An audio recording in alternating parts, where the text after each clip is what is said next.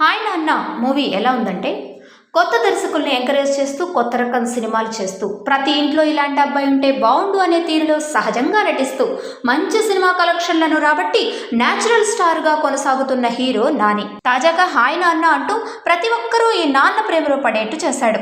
అలాంటిది ఈ సినిమా. ఇంతకు ఈ సినిమా ఎందుకు చూడొచ్చు అంటే తండ్రి కూతుళ్ల చుట్టూ అలుముకుంటున్న సినిమాలు ఇదివరకే చాలా వచ్చాయి. నాన్న, ఆకాశమంతా, విశ్వాసం వంటివి ఆ కోవలోకే వస్తాయి. అయితే ఈ హాయ్ నాన్నలో నాన్నగా నాని, మహిగా బేబీ కియారా వీరు పాత్రలు చిత్రీకరించిన తీరు, ఇద్దరి మధ్యన వచ్చే సన్నివేశాలు, పండే భావోద్వేగాలు సినిమాకు ప్రధాన ఆకర్షణగా నిలిచాయి.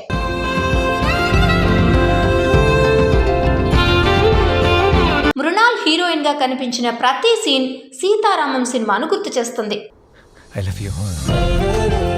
ఎక్కడి నుంచి వెళ్ళిపోదాం నాన్న అంటూ మహి విరాజ్తో అనడం, నువ్వు నిజమైన అమ్మవి కాదుగా అంటూ చిన్నారి కథానాయికతో చెప్పడం, ఎక్కడ తప్పు చేశాను, నా ప్రేమ సరిపోవడం లేదా మహి అని చిన్నారితో విరాజ్ చెప్పే సీన్లు పతాక స్థాయిలో భావోద్వేగాల్ని పండిస్తాయి. ఇలా కూతురిగా మహి పలికే సంభాషణలు హృదయాన్ని హత్తుకుంటాయి. తన గతం మర్చిపోయిన కథానాయికకు కథలో చివరకు గతం చెప్పేస్తే అది మామూలు స్టోరీలా ఉండేది కాబోలు. కానీ తన కథ తానే వింటూ నాన్న కూతుళ్ల ప్రేమలో పడిపోతుంది హీరోయిన్. చివరికి కూతురి వల్లే అమ్మా నాన్నలు ఒకటవుతారు. ఊహకు అందే కథ అయినప్పటికీ దాన్ని సరికొత్తగా, ఏ హడావుడి లేకుండా చాలా స్మూత్ గా డీల్ చేయడంలో దర్శకుడు తొలి సినిమాతోనే సక్సెస్ అయ్యాడని చెప్పొచ్చు. ఈ సినిమాకి మరో బలం మ్యూజిక్. హేషబ్ అబ్దుల్ అందించిన బ్యాక్గ్రౌండ్ స్కోర్ చాలా ప్లెజెంట్ గా ఉంటుంది.